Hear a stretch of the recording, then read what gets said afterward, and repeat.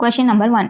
2, 5, x, 20 ஆகிய எண்களை அதே வரிசையில் பயன்படுத்தி அமையும் விகிதங்கள் விகித சமமாக இருப்பின் x ஓட வேல்யூ என்னன்னு ஃபைண்ட் பண்ண சொல்லியிருக்காங்க. இப்போ ஃபர்ஸ்ட் விகித சமம் அப்படின்னா எப்படி எழுதுறோம்னா a is to b as c is to d.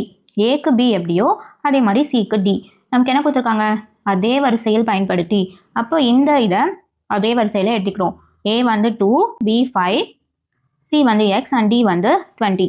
இது எப்படி விகித சமம் அப்படின்னா எப்படி எழுதலாம்னா a into d is equal to b into c ன்னு எழுதலாம்.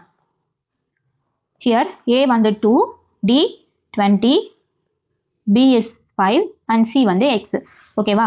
இப்போ x ஓட வேல்யூ தான் நமக்கு ஃபைண்ட் பண்ணுமா?